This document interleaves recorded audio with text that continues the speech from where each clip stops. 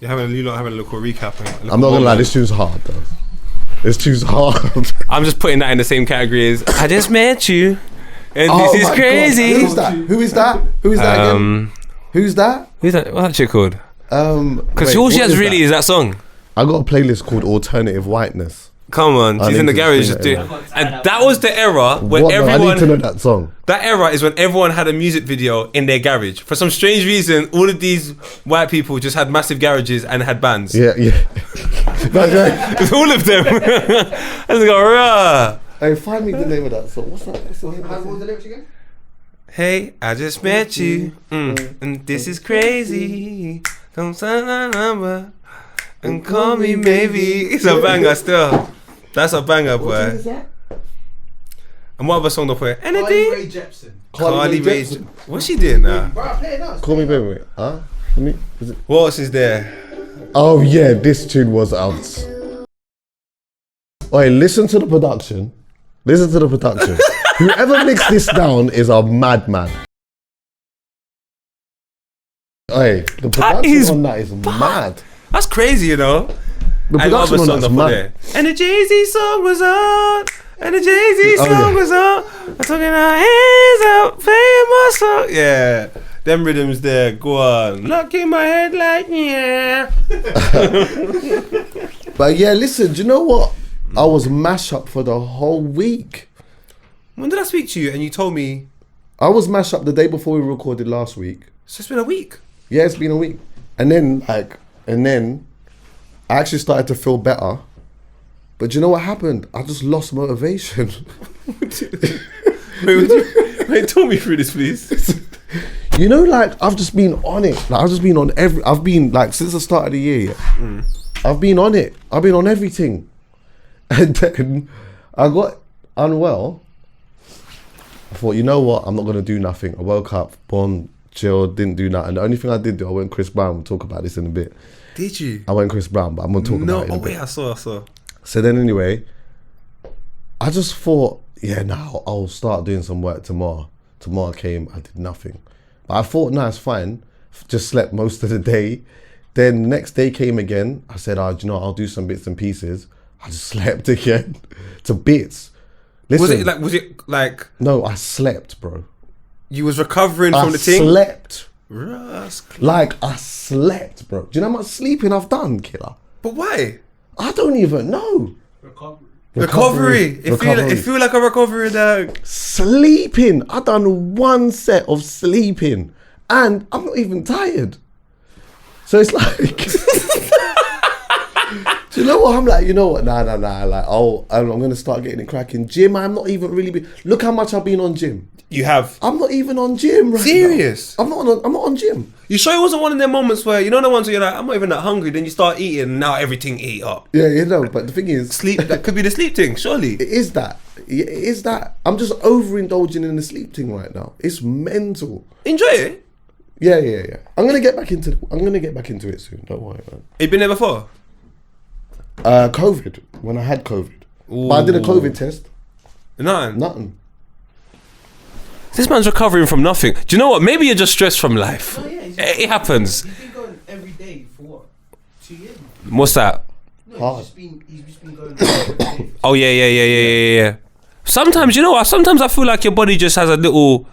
Its own little recharge. It just says, you know what, big man? You know what? You don't need to fill me in. I'll fill you in. 100%. Right now, you're knackered. Right. Go chill out. But I got to be alright because Sunday, I got to be in Leeds. What? I got the R&B thing in Leeds. This Sunday? You're more than welcome. I know obviously Monday's a bit techie because fucking people have things to do on Monday and whatnot, but Leeds is lit. I'm not gonna lie. It's actually alright, right? See what I'm saying? How are you, my bro? I'm good, you know. How can Mark say 15 minutes? Allow me, man. I'm not interested. Margs, man. Is Mark coming? The thing is, the traffic is crazy out there, though. I will not lie to you. Me to 15 minutes. The traffic is nuts. I've been good, though. You know them weeks. Just chilling out. How you? Other than that, been sleeping. I've been sleeping. But I went Chris Brown though. Yeah, man, chat to me. Cause so did Mitch and Little Yaz and my brother Jordan. So much people went. I didn't go. What did they talk to you about? No, because I just imagine it's just the same thing, but obviously just from a different person. Do you know what? I came away thinking some stuff. Go true, my brother. Right. Look, let me make this clear. Chris Brown is cold. Come on. Bad boy dancer. And he's got a flipping catalogue like crazy. He's been around for a long time. And the show was good. I left the show and I thought, this show is actually, it's a good show. But do you know what I also did think though? I left and I thought, for me, this is just me, yeah? Chris Brown to me does a whole load of dancing and not enough everything else for me. It's like, when I see, like, if I didn't know, let's just say for example, yeah, if I didn't know who this guy was and I just came, I would just think that he was just a dancer who just can kind of sing. Bro, it's like, but he's cold at it though. Yeah. And the dancers and all of that are cold and whatnot. But like, there's like, I'm a person who goes to live shows, innit, yeah? And I've seen so many artists that are like good shit, and I've seen artists that are phenomenal, those that hit that super top tier level of performance, yeah? And like, you see the type of artist that he is, singer, dancer, or whatever, yeah? There's like a category of artists that, like for me, that I hold into the highest tier when it comes to delivering a bunch of those.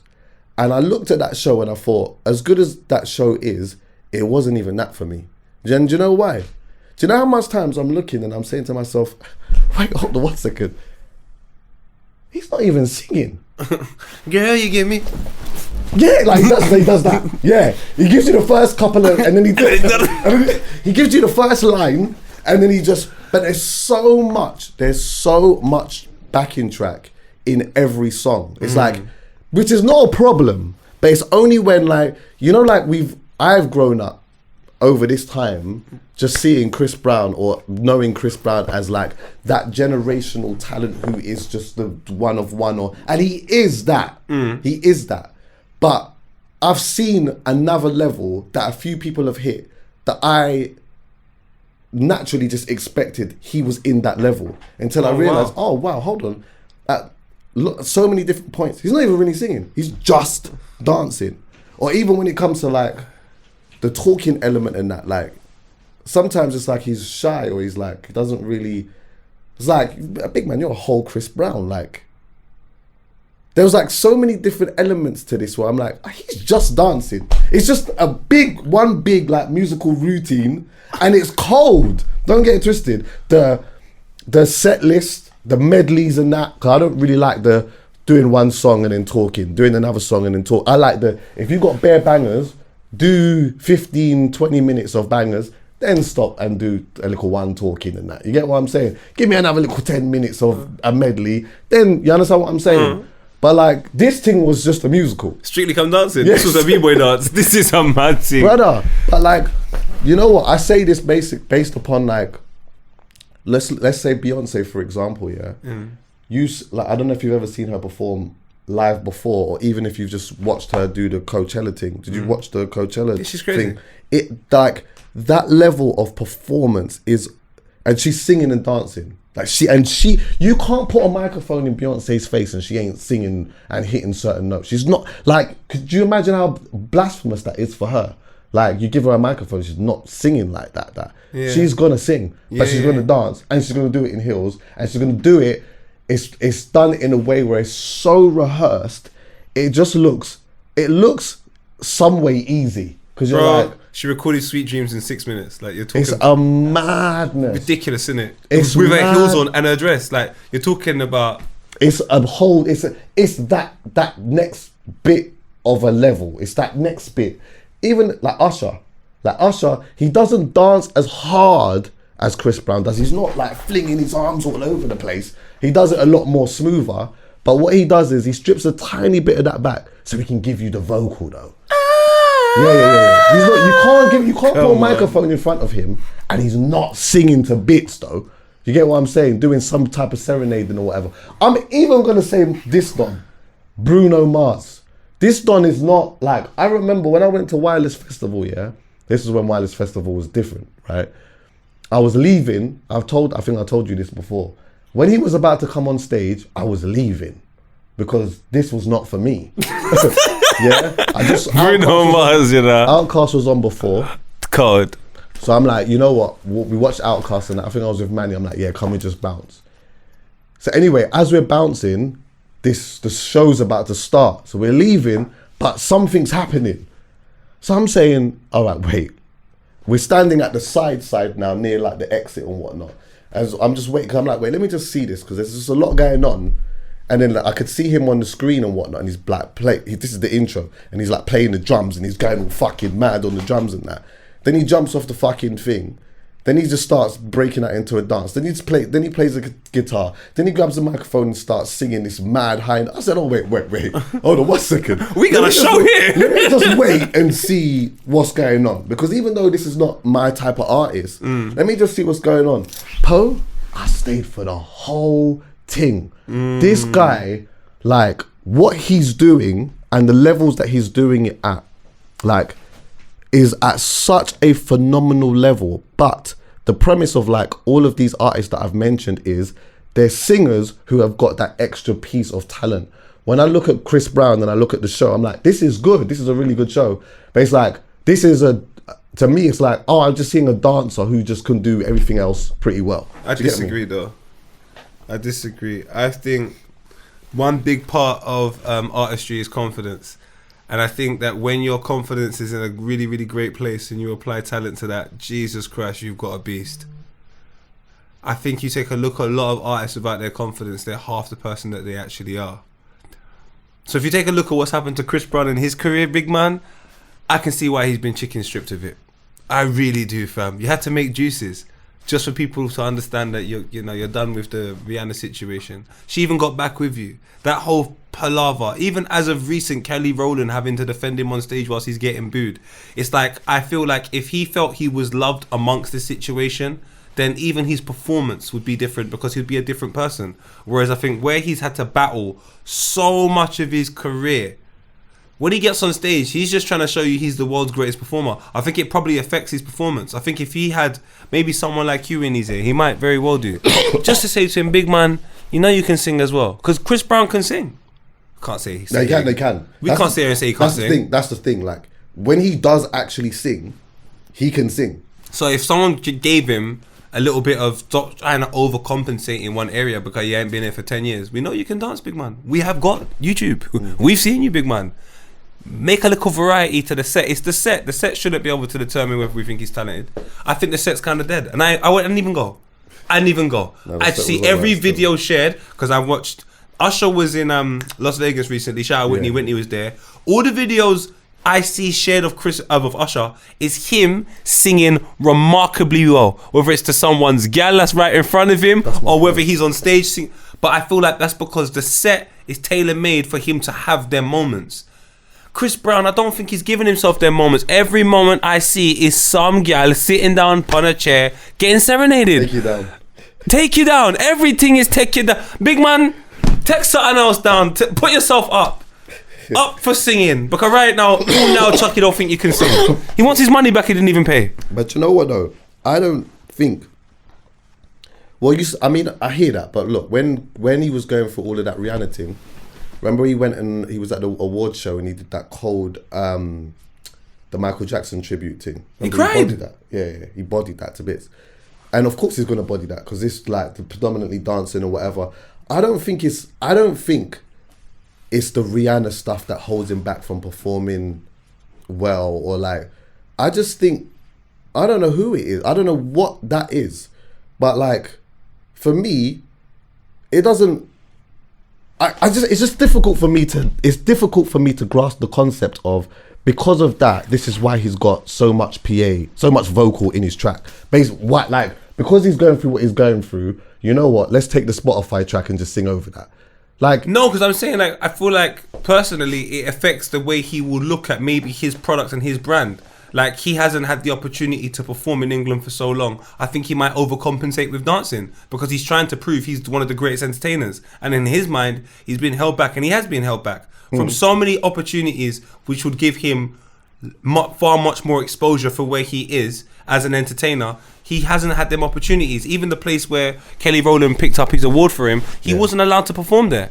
He was refused the ability to perform. So I just think he's trying to maybe overcompensate in some areas and overly perform so he could potentially, people can go, oh, do you know what, he's a great performer, and maybe find acceptance. On top of that, when you talk about someone like Bruno Mars or some of the artists that you've spoken about, Beyonce, their sets are modelled off previous performers. So I remember a lot of Beyonce's early sets were modelled off Tina Turner, and I imagine that a lot of her new sets will be modelled off various different popular artists, and obviously given a bit of a twist so it's more uniquely like hers as well. And the same with Bruno Mars. When he went and made a particular type of sound, that style has its own type of arrangement on stage anyway.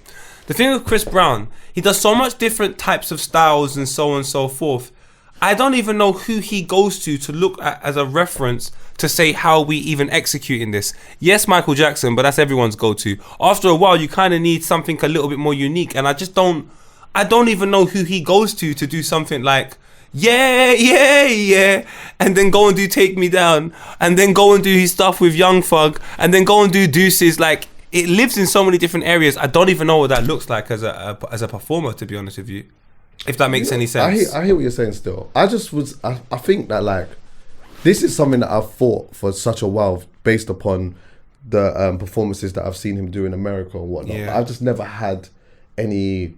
I couldn't confirm my belief because I hadn't seen him live before. Yeah. And I remember Slick was here one time, and Slick had seen him a few times, and I remember him saying to me, like, I'm just letting you know, like, he's all right.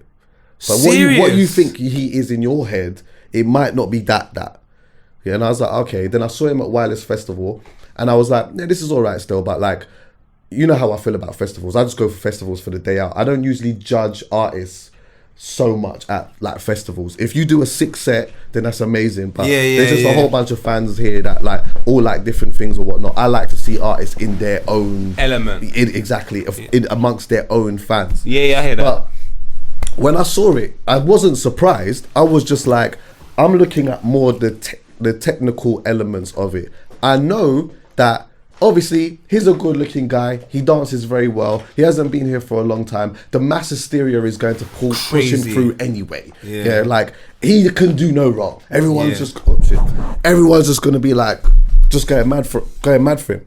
But when I was looking at like the technicalities of the show, I'm like, rah, like so much times my man's actually just not even really singing. Like, that was one element of it. Like, he's not even really... And when he does sing, he sings really well. Like, he did like a little acapella bit and whatnot, and like, he was just catching a little vibe at like one end part of the show. But it's like, you can hear his voice when he's like, not when he's singing the bar, but when he's just shouting it. You know, like when and he just shouts the thing, and it's like, well, you know his mic's on. Now you can hear it. Yeah, exactly. But he'll say one or two things, and he'll break out into a dance or whatnot. It works, but... the only reason why I'm mentioning this is because I'm like, now you know what? I know that he could be that top tier. I know he could be that. For me, I know he could. Most people will look at him like that. But I'm like, now you know what? You take that performance away, regardless of what he's got going on or whatever it may be, there's actually another level. And I didn't think that there was another... I didn't think that I would look at Chris Brown and say there was another level. Because I don't look at Beyonce and think that. I don't look at Usher and think that. Yeah. I don't look at Bruno Mars and think, there's a one more. But I look at Chris and I think Chris is cold. But there's another level though. With Chris, do you know what? I totally agree.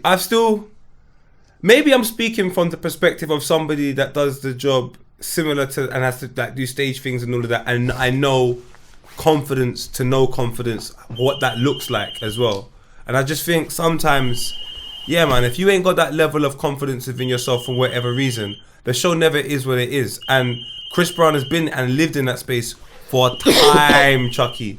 He's had more problems in the industry than anybody I know from his generation. He's been there for time, that's probably Muggs. But it's interesting though. It is interesting because I feel the same as you. I'm here defending Chris Brown because I think he's cold. No, he is cold. But you're saying something that is something that I've had an issue with time anyway. It's performers. I'm being objective. I'm like, you know what? I hear it. Like, obviously Chris Brown is on stage, guys screaming. He's not performed here before, whatever. But I'm like, He's not singing. Do you reckon he He's does just it? dancing. All right. So do you reckon it's also because a lot of his like fans are female, and in a nutshell, he doesn't have to do much. I've seen him come on for It's Whiskey an and he just R&B walked on. thing. It's an R. Like, do you know, bro? That's true as well. It's like, yeah, for real. Do you know what, bro? Like, I remember as well. Yeah, there's like one thing that he did, where he's in a park. There's a microphone in front of his face or whatever. Oh, the man them's here. Well, go on. What are you telling me? Hey, how, fam, you killed Billy, you know. Venus, yeah, you killed Billy, bro. You killed. I'm charging. Oh, cool. Where are we at? You- Yeah, how are we gonna make this work now? All right, boom. Do you know what? This part of the conversation actually stopped, and we stopped talking about it because the man them came in and whatever, and we didn't revisit it. So I'm just gonna summarize very quickly because obviously I was the one who came with the point. I think Chris Brown is cold. But after going to the show, for me, I realized he's just not the number one performer though, for like a bunch of different reasons. I think he dances really well. He sings really well when he does sing, but he just does not a lot of singing. And I think that when I look at like the coldest performers in that, they just get the singing and dancing element of it, the balance really right. Like when I watch Beyonce, I don't feel like there's another level. I don't. When I watch Bruno Mars, I don't feel like there's just another, I just don't even see one. But when I see Chris Brown, I think this guy's hard, but there's another level. And that other level is based upon just being like the dancing. There's just too much vocal in the track for me. So is he the number one? And why am I bringing this up? I bring this up because I just always just thought throughout the whole of Chris Brown's career, I've just thought he's just the number one guy, like performance wise. And I went and I thought, nah, he's good, but he's not Beyonce. I'm sorry. He's just not Beyonce. He just doesn't sing and dance like Beyonce. I'm sorry. And I know that Poet was talking about all the stuff that he'd had with Rihanna and that. You know what? He was 16, 17, maybe 18, 19 at the time. He's 30 something now. He's been on the stage 100 million times since then. Like it's not, I don't even think it's that. But anyway, I still think Chris Brown's cold. He's just not the number one performer. Anyway, we're going to go into a next part of the conversation now, which was actually another day. But we had it there and was always thinking a way to drop it. So thought, why not? So yeah, enjoy. Doesn't feel right. What one though, Chucks? Yeah, man, weird, man. Let me show you what I'm dealing with today. People think I'm doing this thing for it's gym day. What the fuck? What? What are you doing? Is that what you're doing? Gym day. Are you going gym again, yeah? Gym day. Yeah. I'm not on gym like I'm on gym. That's right. Shorts higher than I was last night. Is that how you going gym, yeah? I respect it. With swag. Is it? Man not go gym with swag. Man just go gym. Wait, what? Serious? Serious? Like Jamie in 06. Hey! Stay. Yeah? Brother, I feel healthier. You just feel better. It Yeah. feels right. Yeah. I'm going to bring the guy here in 8 weeks' time. We've decided. I'm just going to keep doing it. I'm not really publicising it. If you see this, you see it. Right. But in 8 weeks' time, we'll come back. So you're on a real consistent I'm not thing. playing this No, I year. love that. I told man this year, just be a better you. Yeah. COVID was mad, 2020. Yeah. 2021 was the recovery. 2022 was the steady. And 2023 we excel. Right. I'm in the gym. Strongly. Come on, brother. Shout out Courtney. Shout out Chuckie. Shout out Tigo. Shout out Skits. Shout out. Yeah. Them man are inspiration. You Yeah, see yeah, it long yeah. enough. Mitch. You Mitch, just go, Taser, yo. Miles. Do you know Miles and Taser are lit? Because I got a video on my phone of 07 of Taser talking about how big he was. And he looked like me. Oh, Taser Not was... 07. 2016. He wasn't that Taser big. was skinny, He bro. was skinny, bro. Taser was like a very skinny guy. Like done his thing. you would not believe that this brother went to the fucking. You would not believe that he used to look like that. To be honest with you. No, you would when you see him dance. Wedge man are not meant to try and move. Yeah. Well, Wedge see, man dances. when you get to a certain thing, physique, yeah, you gotta just allow the dancing thing too hard still. Do you know where I'm coming from? But yeah, brother, no, I love this. I'm on all of that. Come on. Yeah, Different colour yeah. socks. Odd thing. But you know how it is. So what? And yeah, so those are the trainers for it and that as yeah. You're in it. Come on, bro. You think I'm playing games?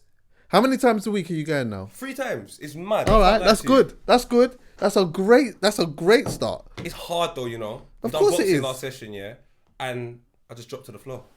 Yeah. That's how you know you're training. You're supposed to leave at times feeling like, nah, I'm done. Brother, You gotta have a couple of those.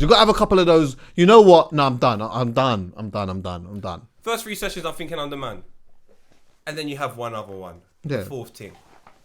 I'm saying to myself, what the hell is this? You're gonna have one where you feel like you're gonna vomit. That was the last one, bro. Oh, yeah, I'm in the back coughing. Yeah. I'm like, cuz, you know what? If I was 12, this is child abuse. Do you know what actually happened to me recently, bro? Go on. So I went to the gym. This is what happens now. Like, if I don't eat, say I don't eat right, or I don't have enough water or whatever. Let's say, when I say not eat right, I mean like, I might not have eaten.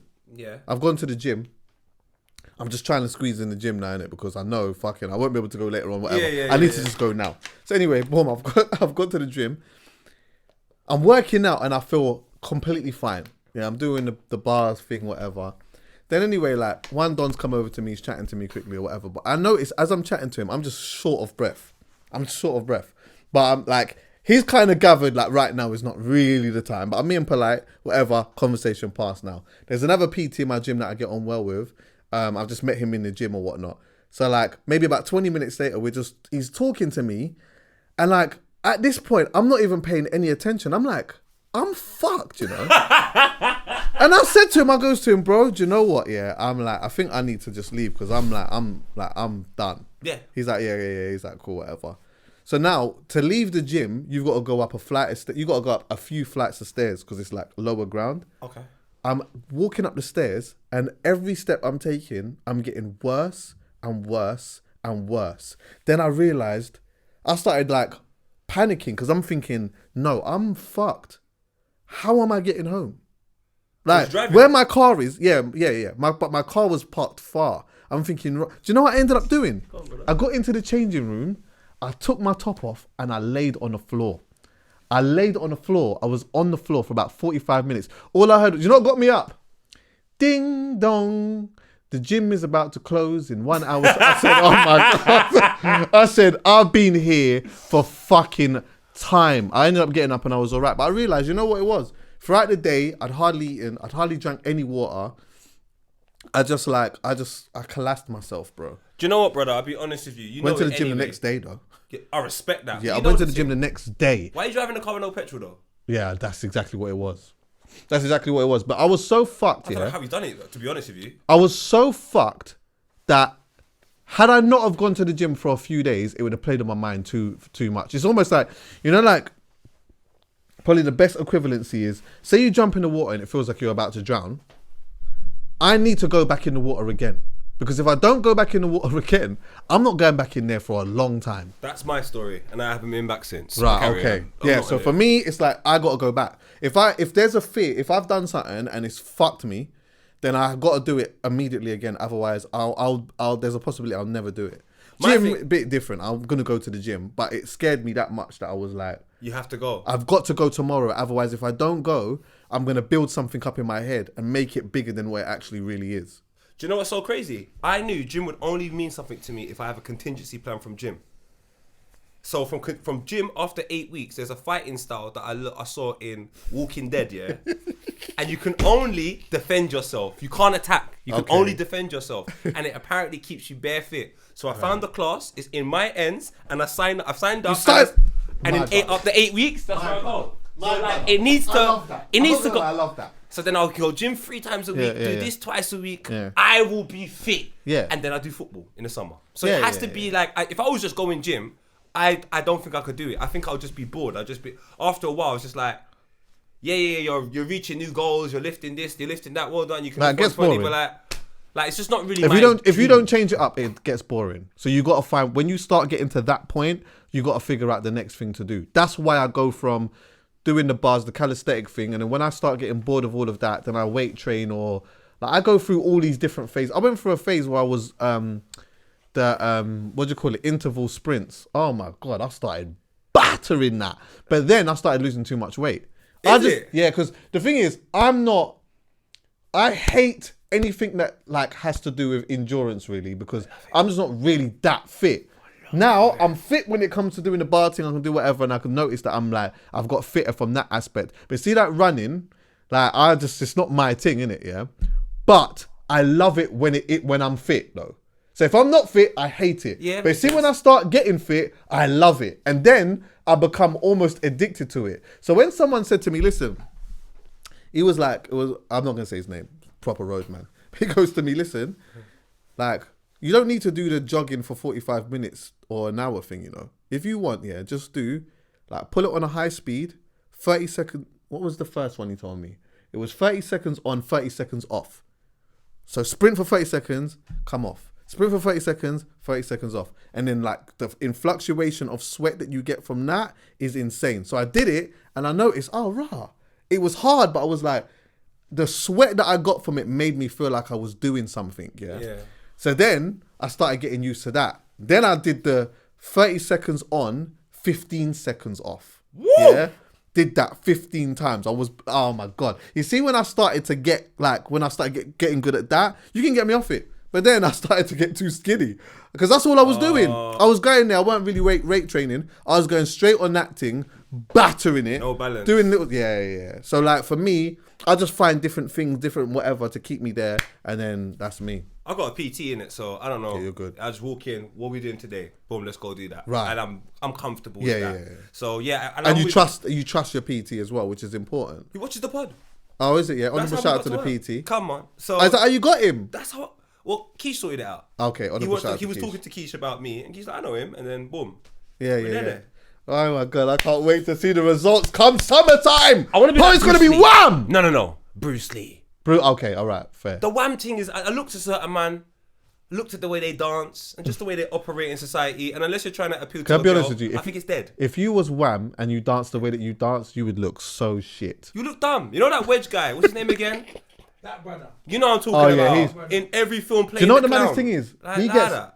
I don't know what his name is, but he gets all the moves right, but he looks horrible. What is his name? He's in Marathon Kid, but he's always playing that same. He's that same character, and I'm like, I see that character in life. I don't want to be him. The wedge man trying to do dances. You know what characters I like? People that. Are we talking about the same Don? No, that's not the guy I'm talking about. Who's that? No, not him. The I'm wedge talking guy. about the black brother. The black guy. He's got locks or something. Nah. Oh, him. Oh, that's another example.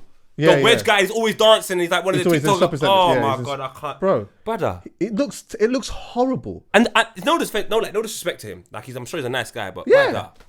But this is what I'm saying. He actually gets the moves right though. But he doesn't Like look the good. Techers, he can dance. The Techers is there. Like, get it? Where is he? I hear what you're talking about. Put gym guy, dance, fucking shop, black. Just put bare things. TikTok. yeah. Black TikTok gym dance, whatever. Funny. Images. Yeah. So anyway, all the moves and that is he gets them, but it just looks shit because he's wham. Brother, we had a guy that worked in barbershop. That's yeah? not the guy, That's and he's the not guy black. at all. I don't know what's going on. There's a guy that worked in barbershop here, and he always used to get to one of our brothers because he dressed well, but he used to wear skinny jeans. This guy. This guy. Go on, play. Yeah, see, bro, the Techers is. Look at him. The Techers is. Why is it going so fast? Makes it look even worse. It look. Brother. But in barbershop, there was this guy, yeah, he used to dress well, but the clothes. Do you know what I'm saying? Like, you can't wear skinny jeans if you're a waist 46. It's not skinny jeans no more. Yeah, it's nuts, man. Man looked like Incredible Hulk. Brother.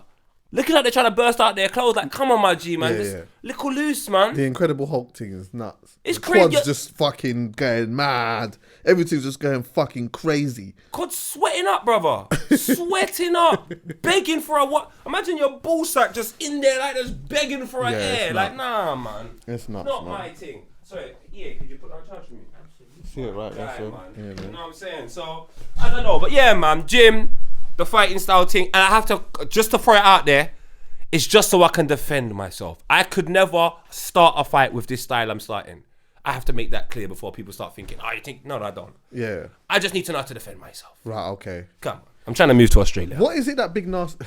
Oh my God, bare people are moving to Australia. It's so weird. I keep hearing this. Yeah. People living in Australia moving to Australia. What is the thing that Big Nasty's doing? What is that? That karate style. Yeah, I'm yeah. not sure, but it's cold. It's sick. Go to Big Narsty's Instagram quickly and you'll see it. He's Whatever cold. it is that he's doing, whatever class that is, I want to take that up. It looks Because good, like innit? a class. Is it Wing Chun? I don't know what the fuck it is. Go to it though. But I want to do that. Like I like what they're. It looks like they're just practicing. Do you know what it looks like? They're just practicing fighting scenes. Yeah. Do you get what I'm saying? I just like it because I always think to myself, I like to think of something that can get me to work everything at one time. So I think if I'm working on strength whilst doing cardio, then I'm just, rather than just doing weight, clearly you're doing endurance and strength right now. Whoa. We're looking at right now for the audio listeners. We're on Big Narsty's Instagram and on his, at the time of recording, it's his second post, yeah? And you're seeing him fighting with this guy, but it's like a fighting scene. But do you know what is sick about it as well? Yeah, it's like Wing Chun. Okay, Big Narsty is like obviously a big guy, yeah. But when you watch him doing some of this practicing, you can see that like they're teaching him how to be more agile, how to like use his body weight, but like use the strength, but be agile and like it's weird. It's like when you watch them films and there's that big guy in. This is from the film. No, you see them films you watch. Wait, this is from a film. Go here. Go to that middle one. Wait. Is that Big Nasty fighting or is that a film? No. It's Big Nasty The fighting. style was famous from a film called The Oh. Hcpod. Okay. So if you look here, yeah, What did you have, even intellectual we're property looking or? at another video of Big Nasty where he's trying to do a what is it? I don't know, some type of flip or whatever. But when you pull it into context, yeah, he's a big guy. And he will learn how to do that. Of course. He will learn how to do that with that. He's clearly slimming down. He's slimming slimmer. down, bro. He looks slimmer. You watch when we're all 60 years old and some people just took a different route. They're going to be slim at 60 where some of us are just, we can't even see our Crazy. dick. You can't see a dick. Your belly's so far front, you feel like Santa. No, do you know In what? May. No, do you know what? That's a serious thing, you know. I'm telling you, my brother. Enough man I know already is falling off like that. Enough man, sorry to do this. Enough gal I know, bruv, in their 30s now, and I'm looking at them and they're telling me about how they look like when they were 16, 17. Well, I'm doing gym. Join me, darling. PT. If I'm if I'm being honest, the gallem from my ends when they were 16, 17 had done fallen off. No way. Yeah. I'll be honest. I'll be honest. I say this respectfully. Beauty is in the eye of the beholder. But some of the absolute peng ones, yeah, the ones that was the movies when they were 16, 17, nah, forget about it. And also that's a lie about about beauties in the eyes of the beholder. Some people are liars. Don't tell me about beauties in the eyes of the beholder. Yeah, it's mad. But then some obviously glowed up and then did their thing or whatnot. Some obviously some eat well. Some just have a good metabolism and all of that type of stuff. Some have good filters. But yeah, I'll be honest, man. I'm looking at certain man from where I'm from and I'm like, rah, you know what? That belly is bellying now. That 50 Cent line. Up. That 50 Cent line seems a little bit more, It's damn, creeping homie. up. In high school, you was the man, homie. What the fuck happened to you? I'm telling you, to bits. That line is so fucked, you know. Imagine that line's gonna live forever. What the fuck happened to you? What the fuck happened to you? And then you're looking at yourself like, rah, what the fuck happened to me? But you know what it is? You just don't want to get it to the place where it's like, it's too late. I mean, it's never too late, but you know what? The belly creeps on you in such a mad way. It's almost like you wake up one day and you've just got it. But that didn't happen. Do you know what though? I think it's the food. It's the food, the lifestyle, bro. Your lifestyle changes are mad. I think about when we were in school, we were doing cardio for the sake of it. Yeah. Man will be last one to the whatever, and now we're running for no goddamn reason. And the older you get, that's why I hate maturity. Maturity sometimes seeps in this sort of lifestyle where gym is the only place you're meant to keep fit. No. Nah. But I'm Just saying bare things. Bare people I see from my ends, yeah, I'm mature and I don't do this, I don't do that. They just go raving and drinking. I'm like, that's gonna make you fat. Where's the little walk in the morning? Yeah, at least. At least A little walk in the morning. You might go to the park midday on a Saturday. I just say mix it up, people, man. Yeah. Mix it up and keep fit because you can. And it's The not about belly thing happened to me, lightly. You know what? Brother, you know what happened? One day, yeah, I just fell off the gym. I fell off training. I was just eating bad. What year? Did I know you? Yes, 100%. And you had a belly? Yeah, lightly. It was lightly. What's a light belly? It was like, if I just relaxed it, ew, yes. Yeah. It all just dropped down. Yeah, but it Hanging over your belly? wasn't mad. Hanging over your belt. Yes. That's disgusting. Yes, standing up. That's disgusting. Standing up. That's disgusting. Yeah. So here what now? Are Boom. you bloated or is this just normal? No, that's how I realized it was a thing. It wasn't bloat, it was just normal. Yeah, I was trying to stand up for it. Nah, Stinks. no, don't do that. It was. That's you now. That stinks. Yeah, But carry on. so here's the thing now. Boom. I know that I'm falling off. And I think that I'm either indirectly or directly not looking at myself in the mirror. What was naked. happening in your life at the time? This is interesting for me. No. I can't remember.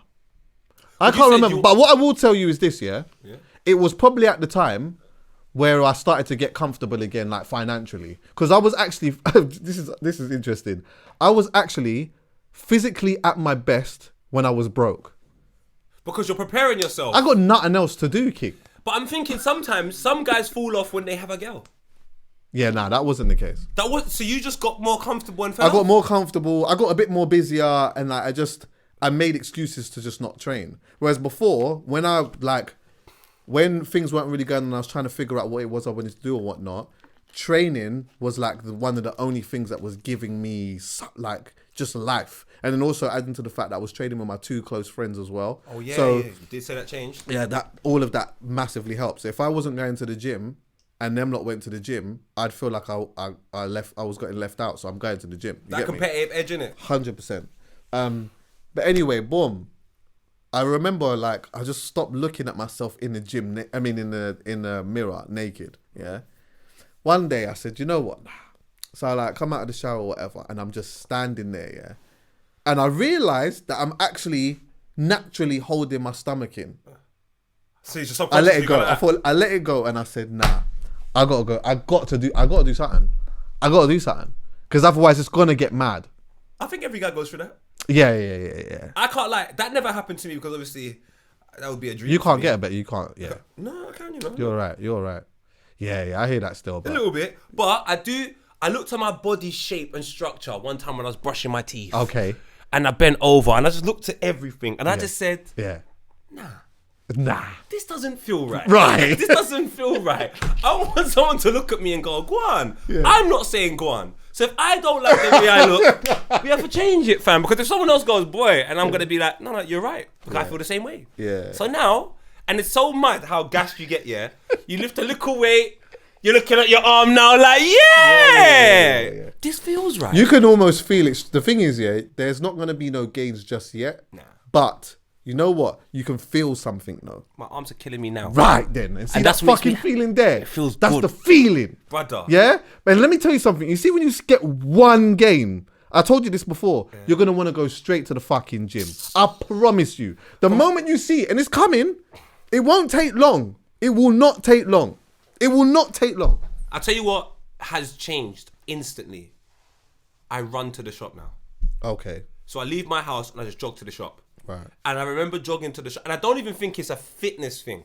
I think my body's waking up. I think I was too sitting down, laptop, right, we need to do this, we need this Vibber thing, we need to go and do this HC. I'm always thinking about work. And then I'm tired and I walk to the shop and I have a drink. Now, because you're involved in gym, when I come back, I'm active. Right. I need to go shop. I'm jogging there. Because I'm testing myself with certain situations now where before it didn't mean anything to me. Even I'm trying to gain something out of just going to the shop. Can I make it a little Quicker. all right, I got back in 1 minute, 30 seconds. Next time I'm trying 1 minute. I'm doing this stuff and I'm like, what the hell's wrong with me? But And you notice you're less tired. much less. What? You go there, you jog, you do that, you come back, you're not even tired. You know what I mean? You might even push a little weight somewhere down and you're not tired again. Or you can do something a little bit stronger. All of that feels it's so good. You know what? I think like more than it changing the body, it's so good for the mind. So good for the mind. Because it's that reflection thing. Damn, homie, I can't do that. In school, I've always been slim, but in school, Chuckie, I was one of the fittest in the whole year. We done cross country, I remember in like year 9 where you do that whole big run. And out of all my year, I finished 4th. Right. I was in year 9, so I always kept fit, always played football. So at this stage in my life where I'm still slim, but I'm not healthy, nah, that doesn't feel right. That doesn't feel, waking up and feeling groggy. Nah, let's go and get a little ready break. Right then. Couple of tangerines. Absolutely. Banana, eat it correctly. To bits. No, Sam Smith. I'm telling you. Fish Oh, it right then. No. Then you get the water. What? 1.5 liters a day? Geordie's doing 2 liters. We're just trying to be fit. I'm telling you. Flush your system, man. Out. Come on. Out. Right. Chucks. See what I'm saying now? What is it? Before you go into that part, what dangers are there that I will encounter in the future? What, gym? In the next 3-4 weeks, what am I gonna feel? Because it's all new to me.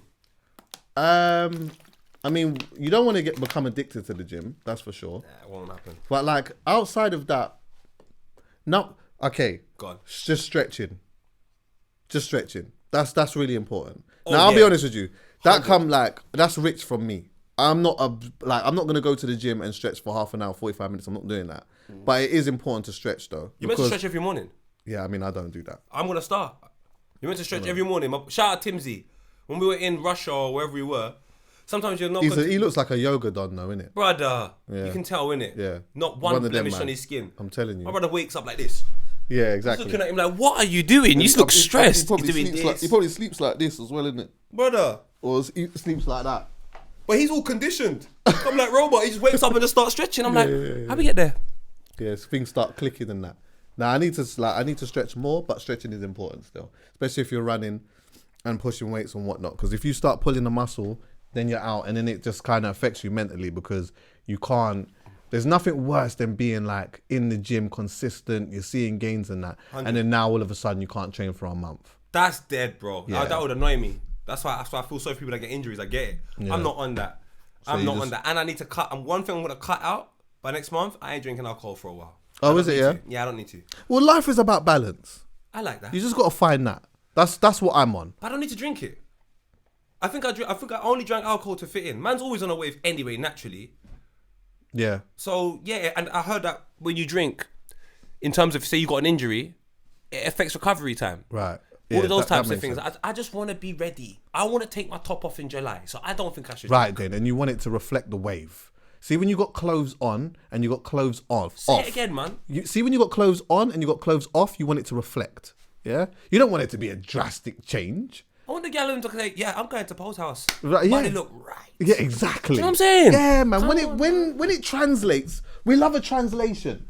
Do you get what I'm saying? That's a it good one. correlates. Correlate. Yeah, Connect. man. Why not? Come on, Let's man. work to that. Let's work to that. I mean, look, we're not all going to be perfect, but let's just try.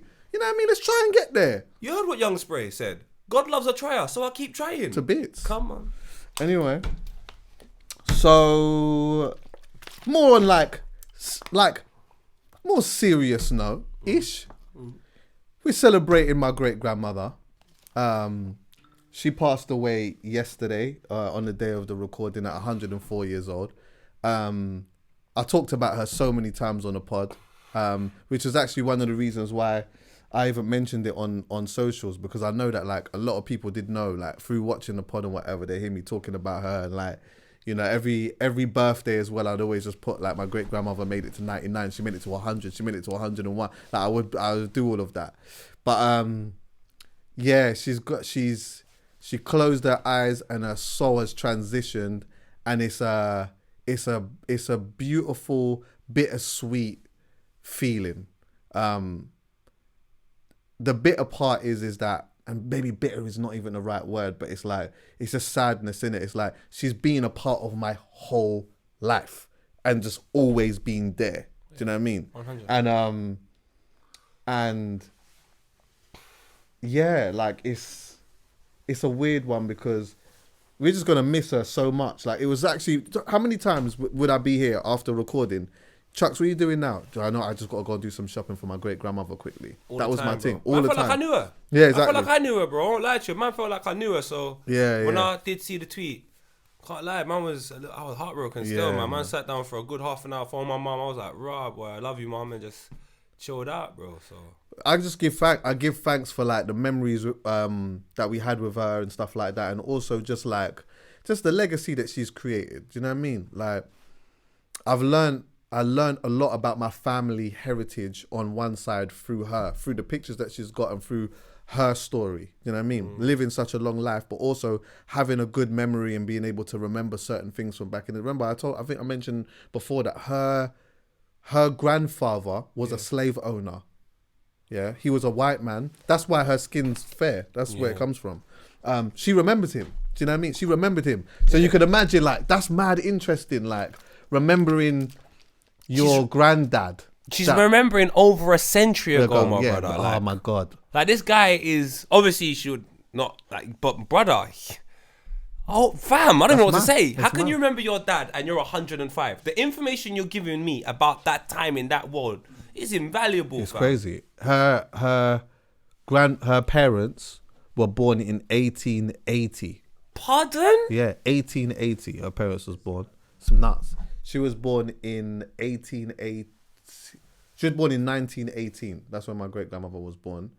Hear this as well, yeah. So like, see my great grandmother's parents, who I just mentioned, that was born around 1818. Yeah. They married in 1903. 100 years later, my mum got married. No way. 100 years later. How mad is that? Do you know what? Yeah, this is where I say it's weird. Like, there's a difference between, without obviously, there's a distinct difference between a natural cause death and when someone is stolen from life. And when it's a natural cause and they've lived a good life, there is a sense of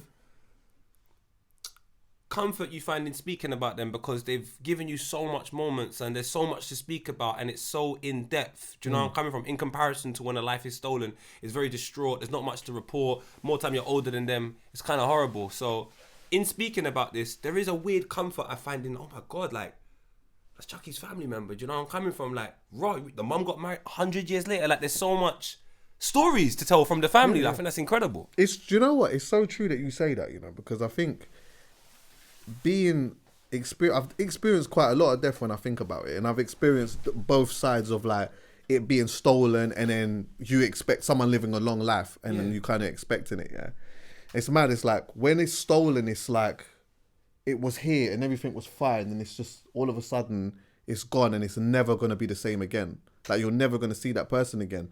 When someone's lived a long life and they are like essentially hanging on, it becomes so different. You mentally prepare yourself for it because you know that this is something that's going to happen. It's inevitable. It almost became a joke, to be fair, because we were like, my mum would say to me, "Oh, you know,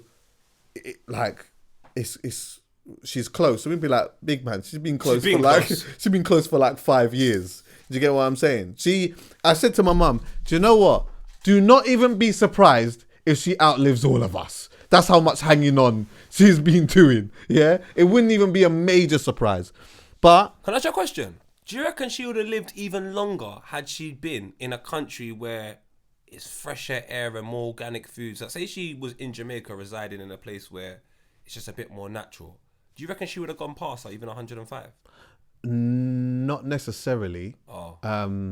Not necessarily. I think maybe because, so she had 9 siblings, yeah? Or there was 9 of them. All of them lived past 100, barring What? one. Yeah, one died 95? Big man, One even to 95. live to 95 is mad. Yeah, it's mad, exactly. They all gone past, I think the eldest died at 108, 109. Yeah, mad old. So When like, was that, I if don't you know. don't mind me asking? Huh? When was that, if you don't mind me asking? I think she died in the 70s. She died in the 70s. Oh. 70s or 80s or something like that. But like, I didn't know. I didn't know her. But yeah, like, I don't know. I'm not sure about that. I don't know if there's something in it. She didn't have cancer or no like mad illnesses or anything like that. She smoke? literally just died of old age. Did she smoke? No. Did she drink? No, she didn't drink. See, there's the keys right there, you know. I'm She didn't enjoying life smoke or too drink. much, boy. Yeah. I mean, you could say though, that, I mean, like, as a Jamaican woman, the food that she was eating, she wasn't a Rasta. So she ate a lot of food that was like heavily seasoned and Oh, so stuff it like that, wasn't which is even not that like- great. But like, I don't know, man. I don't know what that method is. But what I will say is the beauty in it all was that she had her faculties all the way up to like 96, 90. You know, she's leaving the yard at like 96 to go and do shopping. Do you know how insane that is? 96, 97. When she started to slow down, she naturally found it difficult to accept. So she was still trying to get up and do her thing and whatnot. And it just wasn't working. And it wasn't working. And like, I remember one time, so like now, she'd have to get up and use the commode would be in front of her, yeah? One time we've gone to the yard now, like, her chair's here, the commode's there, but she's on the floor over here. And we're like, how did you end up here? She said that she's fallen off the commode. You didn't fall off the commode. She wanted to go in the kitchen and do her thing, and it just didn't work out. Do you get what I'm saying? So you know Because the what? commode's right there. But you can't be mad at Pretended she was in it. the gym. Just said I'm laying right here, fam. Right. But you know what? You can't be mad at it because she's been walking all her life. Do you get what I'm saying? So that idea of like having to wait for someone to come and do some things for her or whatever, that's like, she's so far away from that in her mind. Do you get what I'm saying? That's a She strong literally woman, had to like, it just had to fully slow down for her to just not be able to get up and go out and whatever. But and that was a difficult transition because we had these things in the house. Yeah, she did not want to go to a care home. She had enough savings that could look after her. That's the next flex. But I think I'd said this to you before. Yeah, this is such a flex to be able to retire at like, I don't know, late 60s or whatever, and her money last her that long to take care of herself.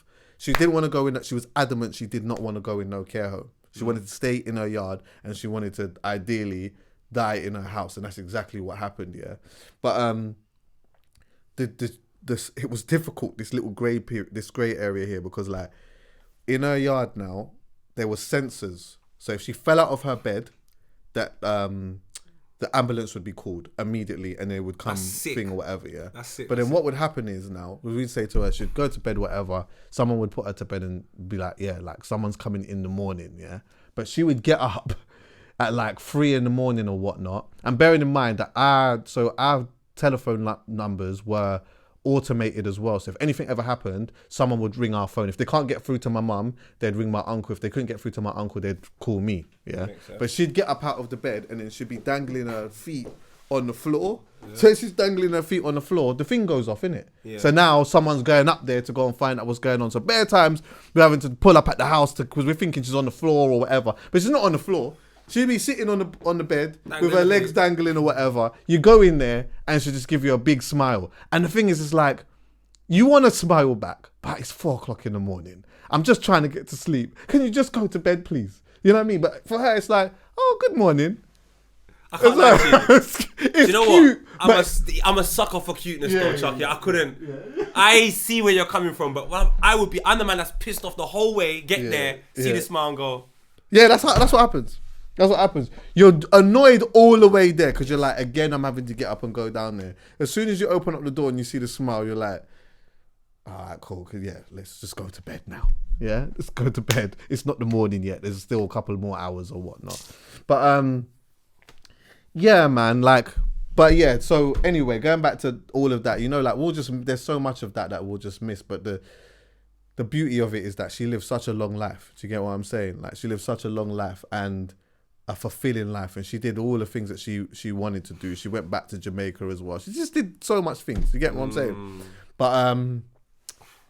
But yeah, like we were expecting it. It was something that I was expecting. My mum came to me and said to me, yo, like, she's like definitely close. And I'd be going there, I'd go drop the shopping or whatever. And it got to a point where her faculties was not there. So we didn't even know whether her conscience was even there because her eyes were closed.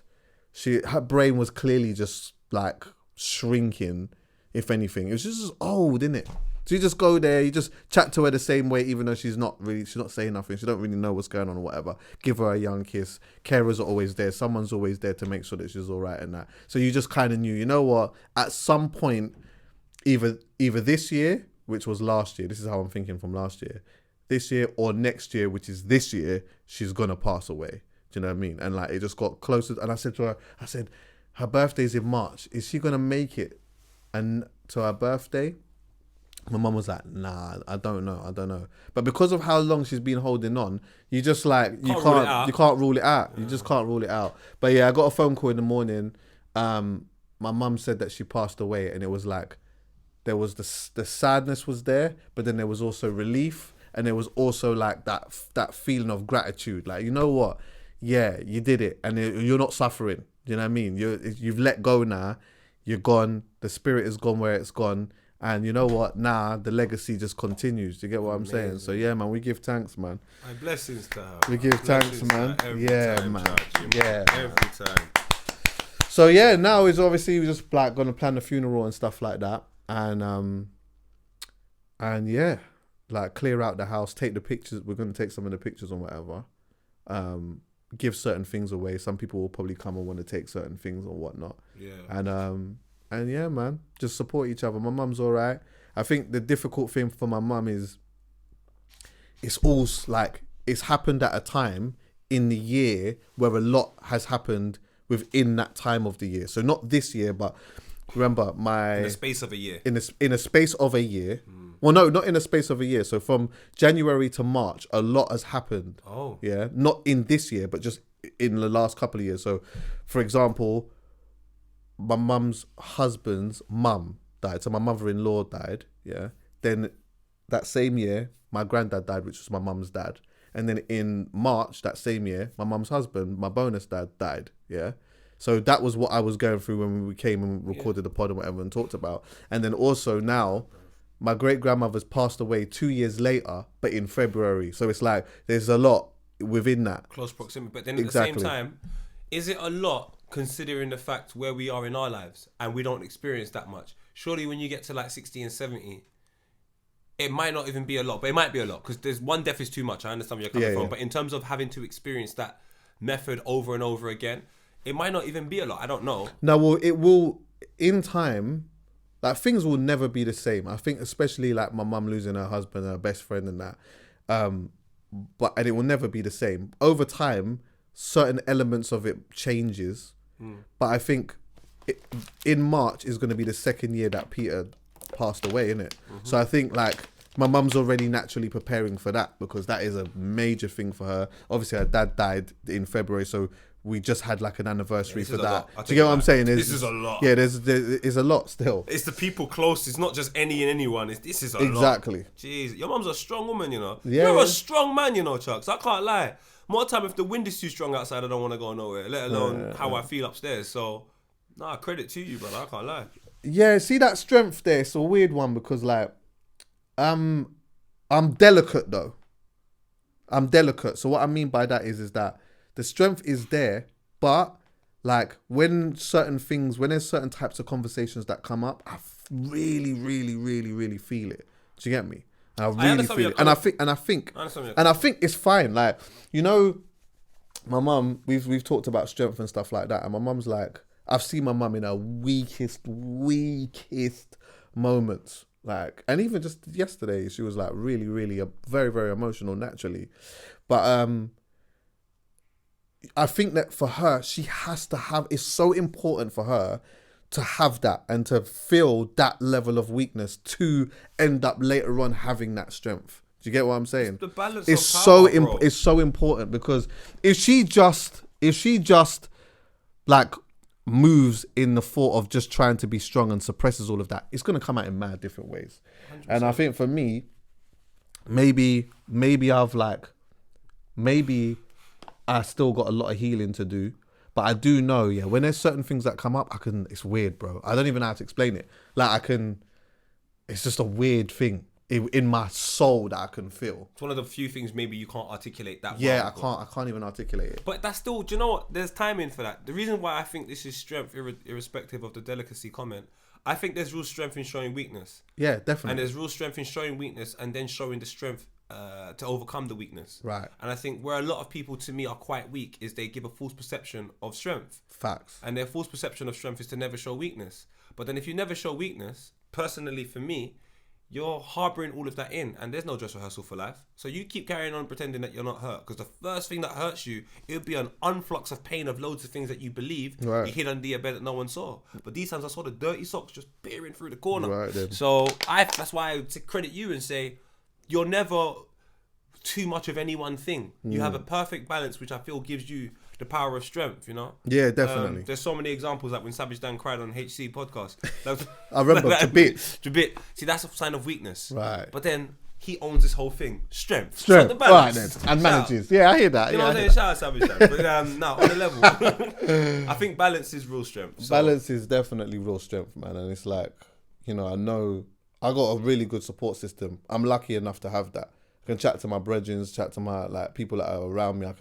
I can say what I. Do you know how uplifting it is? Yeah, to be able to just ring my brethren and just be however I want. I can ring you, outside of this, we have our own friendship in it. Yeah, I can ring you, and if I'm just angry, which then there's times when I've rang you and I've just been fuming. I could just be fuming, and you allow me to just be vexed, and you reason with me a certain type of way. Same with my other close friends. I could ring them and just be so fucking raging, bro. But it's a lot to do with you. That's what I'm trying to say to you. When you phone me, you phoned me a couple of times in an emotional state, Not like out of control, but just in a particular place.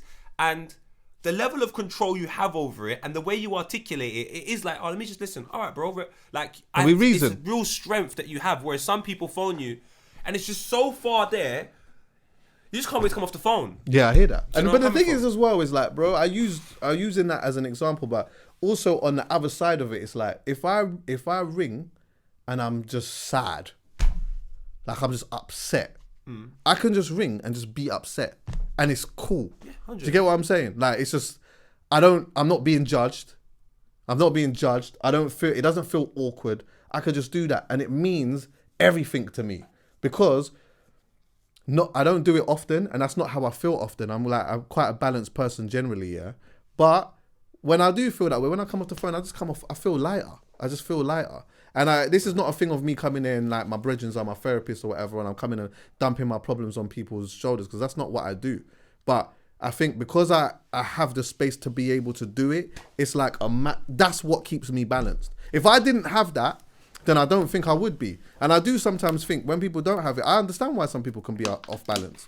Because not everyone is lucky enough to have that. Not everyone is lucky enough to have that type of friendship. I don't know why. Oh no, but it's a lot to do with them. Again, sometimes it's a lot to do with them. You come off the phone. You come and phone me. And this is what I like about Chuckie. People need to understand. Chuckie will phone me. This is not exactly what he said, but this is an example of how Chuckie will start a conversation.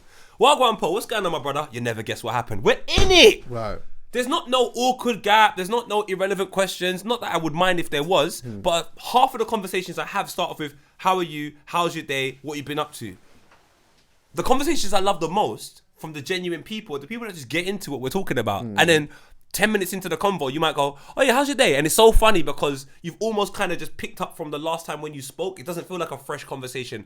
You just have a relationship with people, and when you stop talking to them, when you talk to them again, it's almost like an intermission. Let's just continue then. Yeah. I think the ones that I don't like is when you talk to someone, and not say it's a problem and I can't stand it, but when my friends phone me and they feel like they're taking up my time, or they feel like, oh, am I phoning Poe at the right time?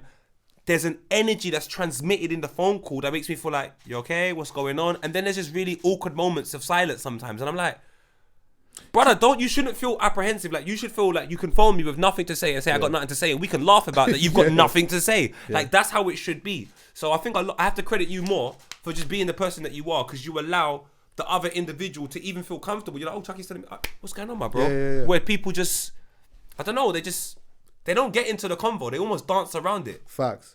Do you know, for me, yeah, the type of friendship that I don't like, I just don't like the ones that are not, it's not a fair exchange. It's very one-sided. I don't like one-sided friendships. One-sided friendships are very difficult to deal with, because you know what? You will get a friend that is constantly coming to you with problems all of the time and dumping the problems on you and then just off. And they don't really care about what it is that well, do you know what? They do care, but they care way too much about themselves, too much for them to worry about what it is that you're going through. So they do care about you, but you know what? Like, their problem, of course, you know, some people will say you're the center of your own universe or whatever, but it's about how you balance that, innit? It's like, yeah, you've got your problem, and your problem is important to you. Even if it's not important to me, it's important to you. But it's the amount of times that you come to me with, my life is important, but your life is not really, because right now I just need to tell you this, I just need to say this, or it doesn't even have to be that. It's just, it could be a money thing. I was gonna say to you, it happens a lot. It could be a money thing. Yeah. Money. Can I borrow this? Can I borrow that? Can I borrow this? Can I borrow that? Can I have this? Can I have that? Can I borrow this? I won't give it back because you look comfortable. Oh my God, bruv. You look like you're alright, so I'm just gonna hold it. And I'm just like, rah, I look like I'm alright. I'm looking after me mom. Do you know what I was deeped? Do you know what I deeped the other day? Do you know what I deeped the other day, yeah? I'm mutting. You see my money? Do you know how hard earned it is? My money is hard earned. And so you are going to constantly ring me because you just want it. I don't mind if there's a problem. I'm going to help you as my brethren or family member or whatever if there's a problem or whatnot. If you are constantly coming to me for money, you have to actually understand, big man, this thing here is hard earned. So you better understand that if you're ringing me for something, it better be majorly important. I don't want it to be, you know what, like, I just see a new Burberry crap. Could you just buy me this? Or I just need a little bit of money for this, or I need a little bit of money for that. Look, like, cool. Sometimes we're all going through certain things or whatever it may be, yeah. But I can't just constantly be giving away my money. I can't even be doing that. Yeah, there was a time. Yeah, there was a time. As well, yeah. It's the other thing. It's like, say for example now, someone's asking you for money so that they can maybe buy a spliff. Let me tell you something. I don't mind doing that a couple of times. But after that, I'm not a smoker. Allow me. I'm not a smoker. You see how hard earned this is? You see how hard earned this is? For me to just give you this, for you to just go and smoke, that just it doesn't feel right. Yes. It doesn't feel right. It doesn't feel right. So ultimately, understand that this is hard earned, innit? And on top of that, let's have a fair exchange. Let's not have this one-sided. Let's not have it one-sided. I'm always doing you favors. Is that what our friendship is? Just about me doing favors? How genuine is this then?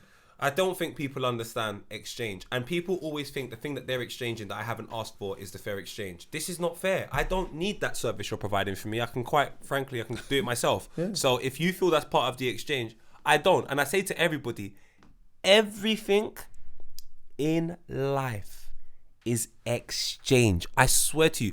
I don't talk to certain family members because we just don't talk. Right. The exchange can't be you're my cousin. No, that's not. That's not a fair exchange. It doesn't mean anything to me. So it means something to you. So therefore, we should speak. That's not how it's gonna work. You have to at least make me laugh. You don't have to give me something physically. But you're funny. Every time I speak to you, I'm always in a good mood. Yeah. I will always answer the phone. Right. Shout out little Yaz. It doesn't matter what happens in life. Phone Yasmin Diaz. Give it 5 minutes. You will come off the phone feeling like the most so happy, bro. Like, she's an incredible human. People like that. Fantastic. But if you're not gonna even make me laugh or nothing, it's always I feel like I'm giving and giving and giving in multiple different ways. Cause I just end up going, this is not a fair exchange. One-sided friendships are shit. I think we all kind of experience that in some way, shape or form. That one side, and you know what? That one-sided friendship, you only start deepening that over a certain period of time. In the beginning, you don't really see it because you're just being you. You're just being genuine, and you're just being there for a brethren or whatever. And then after a while, you start looking back and you say, "But wait, hold on a minute. This is starting to get a bit heavy. Wait, no. This is starting to feel like a job." Do you know what? I don't want to go too left, but I might. I think all of this has to do with society's terms and standards in labels. So, if I call EA Sports my friend, without understanding who he is, what he wants and what he's going through, I've already got a summary of what friendship is, and you have to provide these things. Irrespective of what I do, because you're my friend. Same thing with family, fatherhood, all of these types of things. I think I see people do it in relationships. Like, they will be, like, me and you have been friends for 10 years. You've known this girl for 2 months and she's got more privileges than me. Now, I'm not saying that's a problem. I don't care. It's got nothing to do with me. But I think for you to put too much trust in someone that you've not known longer than you have known because of a label is weird to me. So I'm like, I think what allows people to have better relationships with individuals is to look for sincere and genuine responses in situations irrespective of the label. So I was talking to a girl a week ago. I'm not going to say her name, but she's seeing a guy. It's been about 9-10 months. I'm not the boyfriend. What did you get on Valentine's? I woke up to 100 roses. Okay. He worked all day, then came and collected me. So we're going Chris Brown. Took me Chris Brown with his whole family. Then dropped me home. I put on a nice little outfit. We done our thing.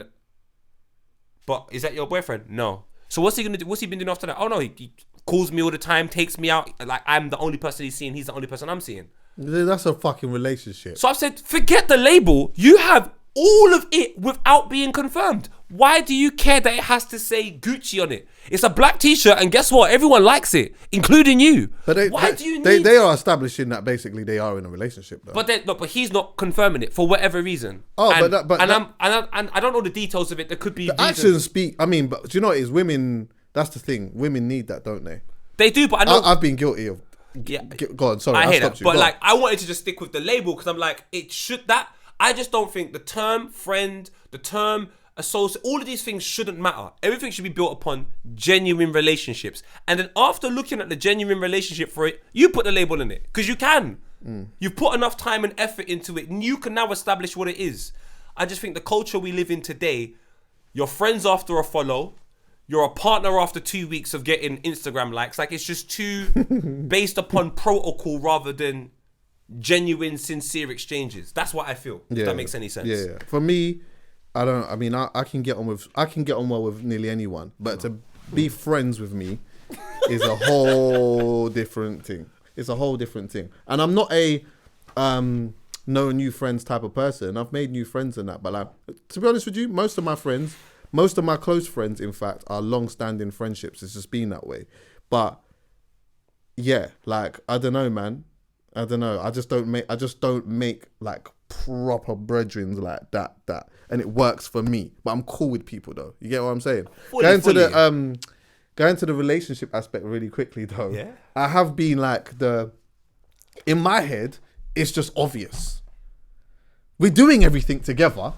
Like, I'm taking you everywhere. We're doing things. I'm spending time with you. Like, I'm not chopping anyone else. Like, we're just like, it is like, to me, we're in a relationship, but I've not said the word, right? Why? Whereas it's usually them. But why? It's just not because in my mind, in the times that it's happened, which is twice, in the times that it's happened, in my head, we just are, innit? But I get it. For them, it's like, but wait, what's the clarity? Yeah, what are we? I've never said that. I've never asked that question. I've never said to somebody, what are we? I've always just felt like when we've built something when we're there, in my head, my arrogance is, you're my gal. Like, that's just that. And but for them, like, I hear, like, one of the times actually. I do hear it sometimes. Yeah. Well, do you know what? One of the times, do you know what I did actually? Yeah, I will mention this. So like, I kind of made the grey area even more grey, and it was my fault. Big man. It was my fault. Go on. So she was basically my girl.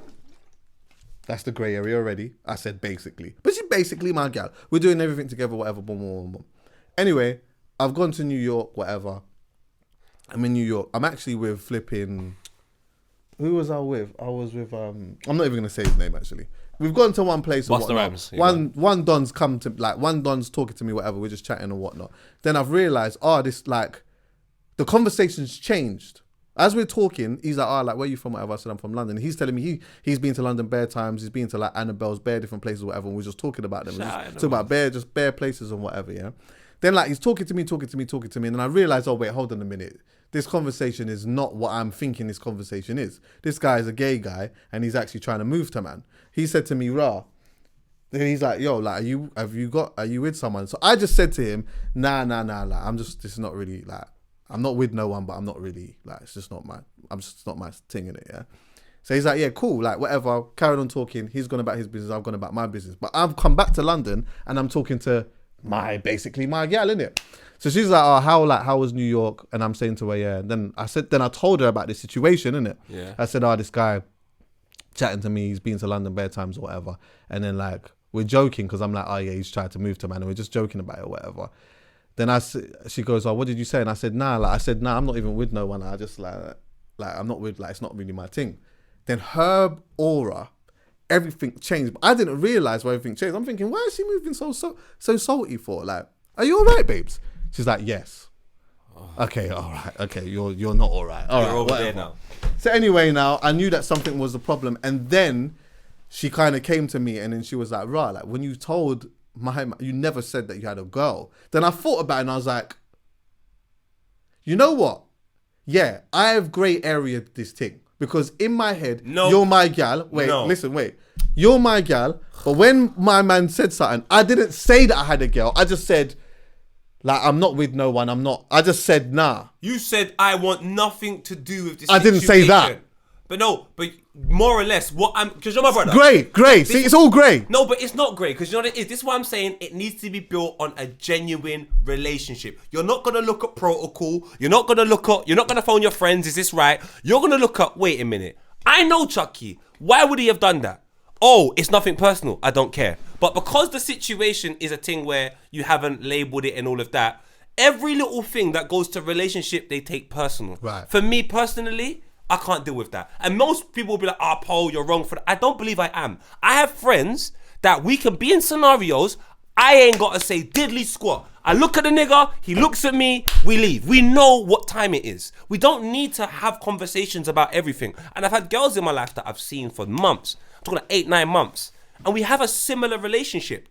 And if she ever wanted to be, if she sit down and talk to me about it, it's not a thing where any one person... I don't know how to describe what I'm saying, but I just think, to me, that trait of, but what am I just hate it. I hate it so much. Do you know, I think it was good, although. I'll tell you why I think it was good. Because, you know what? It actually opened up a conversation that just needed to happen. Regardless of whether this was the right thing or not the right thing, ultimately, it was wait, hold on, what are we? But that's the wrong question, Chuckie. This is what people need to do. Stop sitting on the fence. Start making predictions. Start telling people how you feel. Don't all this, what are we? I'll walk up to a girl if I like her. I'll say, babe, let me show you how I feel from where I stand and I sit. And I will tell you where I would like to move on from this. And if that's not the pattern Ricky Hatton, I'm out. But and I think that's the same way thing, though. No, what are we? I'm giving you too much power. I'm making it a discussion. I like you, babe. I like you a lot. I would like us to move forward. Are you open to that type of situation? When you say, what are we? It's just like, you should have an idea of what you want from the situation. Yeah, but see that there, yeah? That's just weird. You see that back in the day, I think that works. But in today's climate, that doesn't say exclusivity, though. What's that? That just says, yeah, like, I like you and we're building towards something. But that doesn't, to some people, that doesn't say, to me, if a girl tells me that, I'm going to be honest with you. I will assume that I'm the only guy in the room from that point on. But not everyone sees that. If someone says, look, I like you, are you prepared to like let's explore this kind of situation? Yeah. That's not exclusivity. That's just us getting to know each other. Bearing in mind... No, but I'm talking about after a time period. Because you said you've been with that person for a long... I'm giving... No, I wasn't with her for time. Oh, I wasn't with her for time. I was with her for like... This is going on... We're months in. How many months? A few-ish. Like over a few. Not a long time. But put it this way, bro. Like in that small period of time...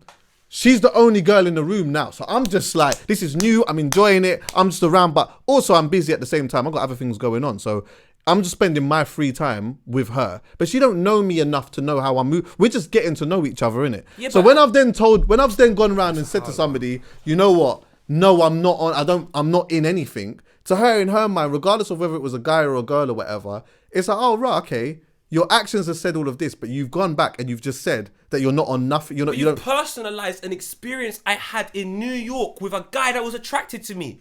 My G, I imagine some girls go out and say I've got a man when they don't have a man. I imagine some girls come out and just try and ease their way out of situations. It's different though when a girl says that she doesn't have a man when the man feels that that's his girl. There's a difference there. I understand. That's why I said to you, it's down to a connection. I know if I'm seeing a girl, she could tell everyone in the room she's single. If me and her have to, I don't know. I'm just a different person. I just don't care, Chuckie. I wouldn't love that. I wouldn't give a damn because it's all down to context. Why are you doing that? But it's down to context. But give me a context. I can't think of one right now. But more time, I just don't care. What I care about is genuine. If you could give me a context, I'm sure I would be able to find a context to say, yeah, like I'm cool with that. Yeah. But like, if you're just genuinely, if you're my girl, or I believe that you're my girl. And you're outside just telling people that you're not that you're not in a relationship. To me, I just think I'm not loving that. Fair enough. Because you know what? I'll tell you why I'm not loving that. Because you wouldn't love it. If I go out and I say, and I'm telling people, you know what? Like, I'm not in a relationship and that. Now you're going to want to start taking off your heels and dash them at man. Now you want to start taking off your bra and flinging that at me because you're upset or whatnot. And then all right, I've got it. There was a couple I knew in my ends. Hit me top. Actually, I wouldn't mind a bra coming. They both used to say they ain't doing nothing because the couple. I'm not going to go into their names or anything. They would both actively go, "Nah, I'm not seeing anyone," but they were seeing each other, and their whole thing was they wanted something solid. And they're still together now, so shout out you two. I rate you. They didn't want to, they would just, like spend their time with each other and they looked at it as their business, but they're like that with everything. They don't really tell people their work. They're just very private people. So they kept that information to themselves, and I kind of rate it to a certain extent. Was that a conversation that they had? Like, did they? No, because I know them and they were just like, I ain't saying that. They're just like that generally. I can't describe it. Like, he'll get a new job and it's no one's business. He will tell the people that are working with him, or that's it. If you're not, like, it doesn't matter. You don't need to know that. He tells you like he's fun in terms of football and all of that, but personal life, he's very, very secret with it. And I'm calm with that. And so's his girl. And they actually don't cheat. They don't do nothing. They just so into each other. It doesn't need to be anyone's business. That was at the start. Now, everyone knows it's all whatever. But for the first year, I think, for the first year and a half, my brother, no one knew anything. Can I just tell you, I hear that, but I would like to just wear my girl on my arm. That's for you. You get what I'm saying? And like, and I would expect my missus, I would like my missus to do that as well. Like, be proud of the fact that you're in a situation. I'm weaponizing this now. I'm making it sound like they're not. Yeah. So I push that away because I'm not saying that. It's just they've for got you, their your own preference. thing. It's Yeah, your my preference. You get what I'm saying? Yeah, my preference is non-problematic. Everyone don't need to know my business. If they know, they know. If they don't, they don't. I'm not the bearer of the truth. I don't need to tell you not the truth. I don't care. I need to tell her the truth. So if I can lie to you and go home and tell her that I lied to you, I find comfort in that. But if I can lie to you, go home and lie to her, that's an issue. The girl I'm seeing will know the truth about everything. This is where I think that there was like a light problem. It wasn't even a problem in the end, but this is where I feel like there was a light problem. I don't think that I think personally, she was valid to feel the way that she felt, personally. Of course. Yeah.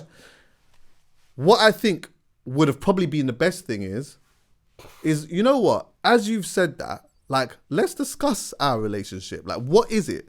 And in that way, we then can then have like a real transparency conversation of, yeah, do you know what? I know I said that, but like, this is where I'm at and this is where I'm going. We never really had that. All we did was we met each other and we went full steam. You know, them things happen, innit? Like, you just meet someone and then all of a sudden you're just talking every day and then you're doing things and whatever. And I love that. But there does become... No, this is, I don't mean... If I've spoken to him in New York, he's come home, he's told his missus or the girl he's... Trying to say that or whatever. But I'm just saying, brother, it's not that deep. Like, for someone to get wound up because your boyfriend was in New York and... She didn't know whether I was her boyfriend or not, though. But it's another guy speaking to you, because the only thing you should be afraid of is competition. But that guy is never going to be competition. So essentially, in my mind, it's like a comedy skit. In my head, I look at it as a comedy skit. To be fair, she don't know that. What's that? She don't know that. I could be bisexual. All right, maybe you're... do you know what? You know your situation. No, I'm not. You know your situation more than me. But she don't know that. I don't know. I don't give people the benefit of the doubt, I guess. If that got presented to me, I would literally take my glasses off, turn my cap round, and I'm gonna say this out loud, darling. I was in New York. A guy's come up to me to move to me, and I said I'm not interested. I ain't got nothing. That's not what I said. What did you say? I said I'm not with anyone. I'm not, and I just said, okay, I'm not with. I'm just, it's not my. Yeah, I stumbled out of the thing, innit? My brother, it's an uncomfortable situation for you to be in, and I can appreciate at that present moment in time. All you're thinking is, I just want to have a nice, safe navigation out of this car. I don't want to offend anyone. I don't want to do nothing wrong. Yeah. That's your thinking because I know you. So if I know that's your thinking as a human being, I can't personalize the experience. I understand why someone you're basing this upon your relationship with me and knowing. No, I'm not. I'm basing it upon. No, I'm not. Forget that. I'm basing it upon, like, if it was a girl, you're in the strip club, the girl comes up to you and says, Chuckie, you look good. What are you doing after this? And you're like, you know what? I ain't even got no one, but nah, I'm just going to go home. And you told that to her? Listen, hands up. I'm like, you know what, Chucks, that's a bit dirty for me. That's why I said it's context. It's a situation. I can already know your character and know what you're trying to do. I'm not suggesting she knows you as well as I know you, but cuz I couldn't be, I don't understand why someone's offended by that. I can hear it still. I understand. It wasn't, and let's be clear, this was not a big argument. It was. It's the attitude. No, it's the attitude. It was just like the attitude. It touched her because it was like raw. So wait, in her head. So wait, we're not together. We're not, like, this is nothing then. In her mind, because you passed on information to someone that nobody knows, and it was a guy that was trying to definitely. But I understand it though. I hear it. I hear the feeling, but the logical. But I just think the logic I understand, but you know what? I'm not gonna. That's the way she feels. So I understand it. It's like, Raw. attitude, In her mind, Chuckie. but it was your. It's the attitude But I've hear got what? an issue with. Let's be clear. I know you're gonna want to start doing talking. It was you didn't give me mad attitude. She just felt some type of way I don't. initially, and you can't like. She's a human being, innit? It's like she don't. Brother. She likes a man. She's just heard rah, like you're not with anyone. In her mind, she's probably thinking, regardless of who asked me this, whether it is a man, a woman, a fucking kangaroo or whatever, I'm just saying I'm with this guy. How long did you last? We went on probably a year after that. That's good, you know. Yeah. That's good, man. I just think, What? I'm sorry. I don't understand how a situation, you being open and honest, can induce an expression like that. What do you mean? No, I understand What do you it. mean? I understand. I know what you're saying. I let- know what you're saying. So her expressing that view, yeah. What I'm saying is, if she like, why wasn't her response to initiate rather than let's be something then? It was more so towards the negative side rather than. Do you know what? You're right. Wait, Listen to this. I got the answer for that. You're right. But do you know what the reality in life is? The world is made up of different colours and we all react to certain things in a moment differently at certain points. I'm not saying that the way that she internalized it in that moment was right. I'm not saying that. Like, maybe it wasn't. But she's a human. She's feeling something. Ultimately, do you know what it did do though? It opened up a light conversation that brought transparency. And guess what? We left the restaurant holding hands. We had a great time together. And you broke up after a year. I don't care. It's not But together do you know now. what? No, hear that. No, that's cool. You can do that, yeah. But the breakup had nothing to do with us not getting on. No. It was just a fundamental thing that we didn't see in life. And that's something completely different. Otherwise, we probably still would have been together today. This is a whole different thing. But that, like, it was just, we had a conversation. I've done it. I'm not going to sit here and say that there's been times where someone said something, I've internalized it a certain way and it hasn't made me react a certain way, and then later on I've had to humble myself. I'm a human being. It happens. You come to me, we have a conversation about it, and then in the end we can laugh and joke about it, and I can deep down in my head say, do you know what? Maybe I acted like a little bit of a dickhead. The dangerous thing you've done here is you've generalized a specific situation. When I look at that's why I'm with you. I'm looking at this specifically. Generally, I can agree, everyone entitled to feel how you want to feel, and I even change the dynamic of the situation to say this is where I would be with her, like, yo, Chucks, what are you doing? But when you look at the actual scenario of what happened, and then she's not got secondhand information, you're sharing it from the dog. I thought you was getting to the point where the guy was going to go home and contact her. Then I was going to say, Chuckie, you messed up.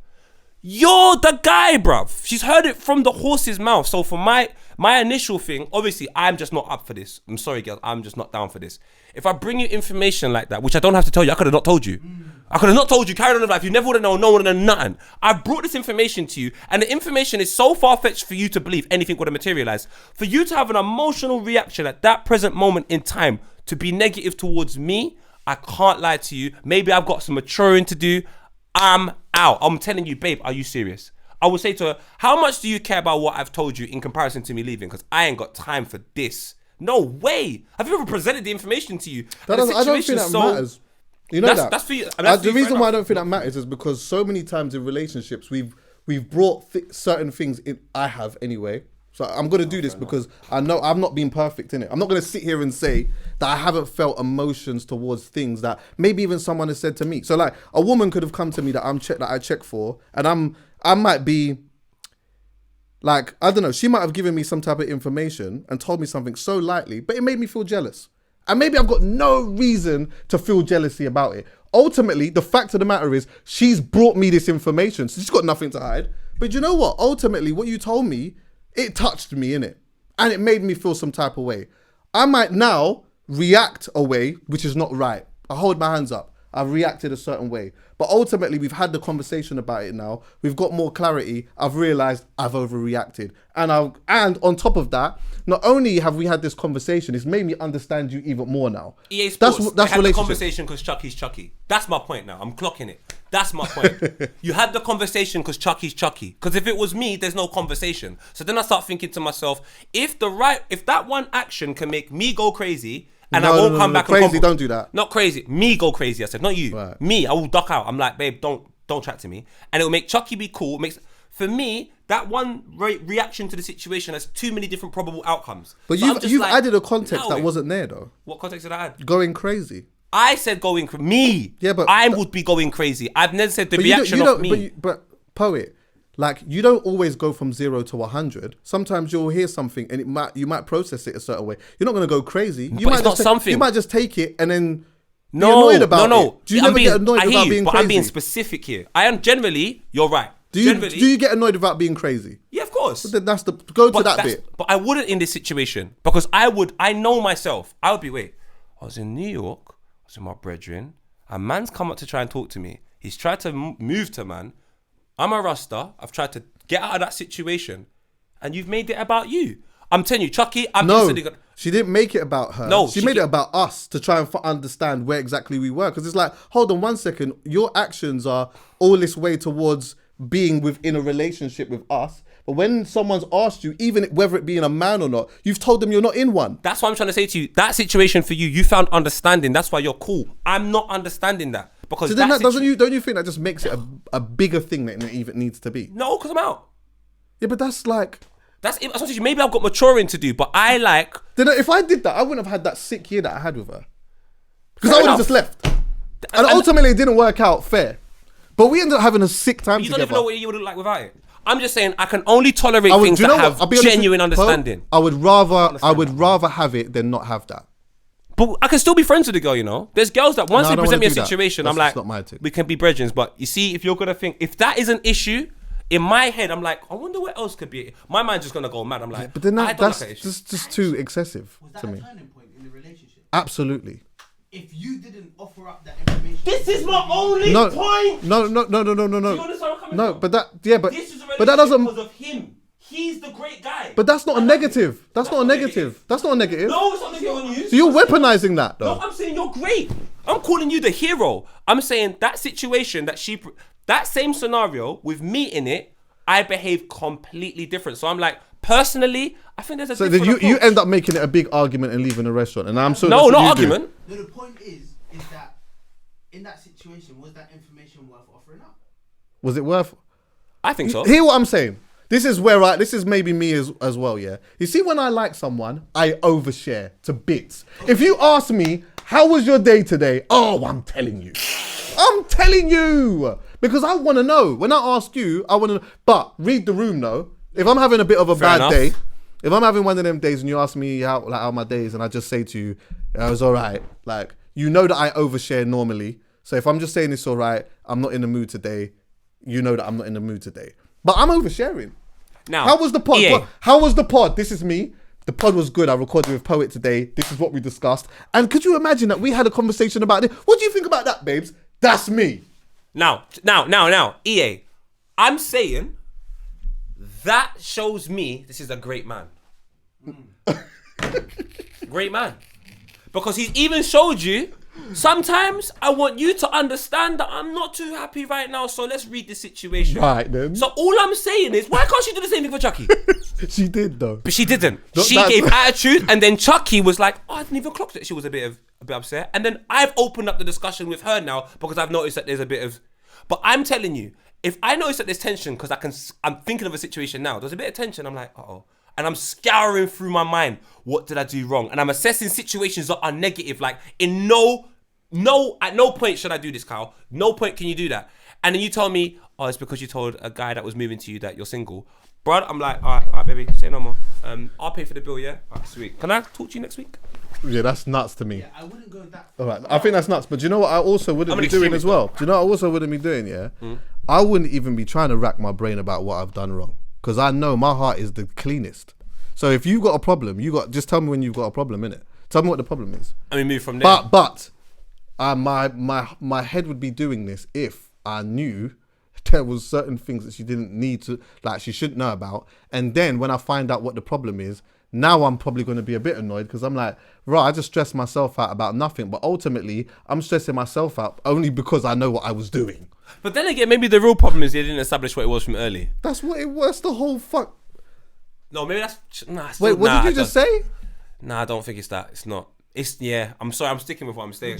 Bro, he just summarised it in my favour by that. I did, but I was trying to say, is that right? Nah, No, but EA, come on. You can't do EA, can't do that. keep it in. Do you know why? Do you know why? Watch this. EA, I've changed my mind again. No.